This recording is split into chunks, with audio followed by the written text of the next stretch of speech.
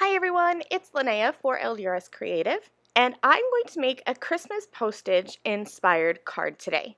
Now this card is actually inspired by one that I made a couple months ago, and I used some postage elements along with the braided edge die to create just a quick little note card. And I really liked this idea of having that postage stamp with the envelope, but I wanted to make it Christmassy because the holidays are coming faster than I would like, and I really need to get cracking on my holiday cards. So I have a whole bunch of LDRS creative products that I'm going to mix and match together to create this card.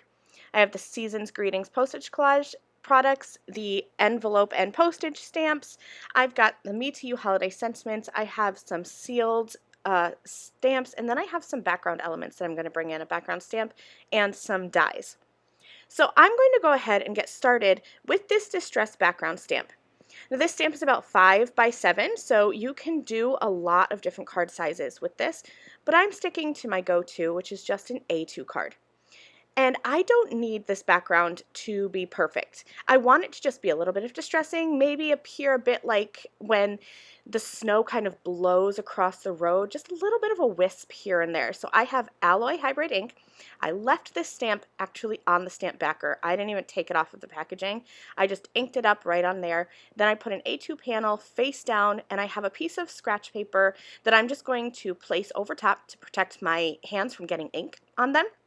And now rub all over the back so that I can transfer that image onto my card. If you wanted a darker background, you could definitely do this in a stamping platform and stamp multiple times, but I just wanted it to be something really light in the background. All right, I'm going to move on to the Season's Greetings postage collage products. I'm not actually going to be using the stamps this time, just the stencils, and I'm not creating a full background. I actually only want that little gingerbread man. He is absolutely adorable and sized the right way for my card design. So I have that positioned over top of an A2 panel, and I'm just going to go ahead and start ink blending. And I've sped this up quite a bit because there is nothing fancy about this ink blending. I'm going to start with stencil 1, and if you take note, there are little etchings in the bottom right hand corners. So I started with 1, and I used Marina Madness to create that light blue background. I have stencil 2 now. I lined that up. It's pretty easy to line up this gingerbread man, especially when you do the background first. You just kind of center his body in those lines, but there are also grid lines if you need them. I used Iced Tea Hybrid ink for the body of the gingerbread man. Then I'm going to come in with some Kiss Me Red hybrid ink for this stencil 3, and that's going to be for the hat and the part of his scarf that goes around his neck. Then I will grab stencil 4, line that up. I'm using the grid lines just to make sure that everything aligns properly, and I'll keep that same red to do the bottom part of the scarf.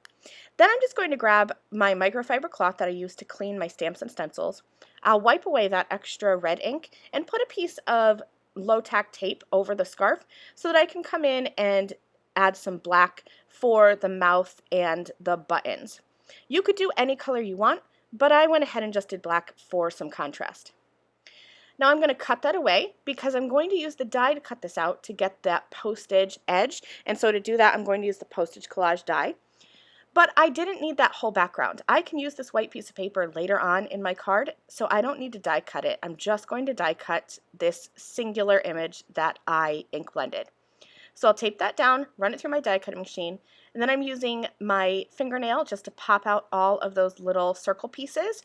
Then I'll take my scissors and cut right down the center of those circles, and that's going to give me that postage edge on my stenciled image. Just using long-handled scissors, I find that those are the easiest way to cut these. That way I don't have to cut multiple times. I can just do one single cut. Then I'll put that off to the side in my kind of done pile. Now I'm going to work on my image from the envelope and postage stamps. And I just really love this skinny, tall envelope. I love sending mail in different sized envelopes, and I know sometimes postage is a little more for that, but this is one of my favorite styles of envelopes. I just think it adds something creative and nice to the recipient's mailbox rather than just a plain white envelope. So this has been my go-to stamp that I reach for when I'm creating with this stamp set, but there are lots of options. I just kind of went around the edges with a W1 and then a W0 and then my 0 blender to blend that out. I just wanted to create the look of a white envelope but with some shadows. Now what's really fun about this stamp set is you can add some other little elements. So I added that string that you kind of loop around, and then I'm going to add some postage cancellation marks down in the bottom left hand corner. And while I have the stamp set out, I'm going to go back to that gingerbread ink blended image, and I'm going to add some of those distressing postage stamps to this image as well. Now the Seasons Greetings Postage Collage stamp set does have some that you could use, but I wanted to keep it cohesive, so I used the same ones. Now I'm moving on to the Sealed with Christmas Wishes stamp and the Sealed with Good Wishes coordinating die. I didn't actually have to stamp this because I have so many left over from previous projects.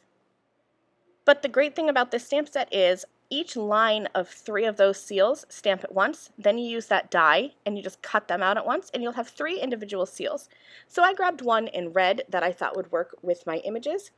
I used the postage rectangle dies, the mixed postage rectangle dies, and I cut 2 different sizes, one in white and one to layer in red. And here's how my card is coming together. We are almost done. All I need is a sentiment, and that's going to come from the Me to You holiday sentiments. I am in love with this sentiment set. It is used on every one of my Christmas cards that I'm sending out this year because there are sometimes where I want to send a card just from me, even though I am married and I have a kid, so we are a household of 3. But sometimes I want to send something just from me. So these kind of individual sentiments are perfect, but they also work if you are sending from a group household to another group household. This is just an all-around perfect stamp set for the holidays. So I stamped one of my favorite sentiments at the bottom of that white panel with black ink. Then I'm just going to add my elements with foam tape, and I'll pop them up on my background. And this card is finished. I'm going to hold it up closer so that you can see that background is so light, just a little bit of distressing here and there. And it is definitely inspired by my first kind of all-season card. You can see that that layout is almost the same, but it's definitely taken some different elements here and changed them around. So don't forget to go back and look at cards you've made previously for other occasions and twist them into your holiday cards. Thanks so much for watching. I'll see you again soon. Bye!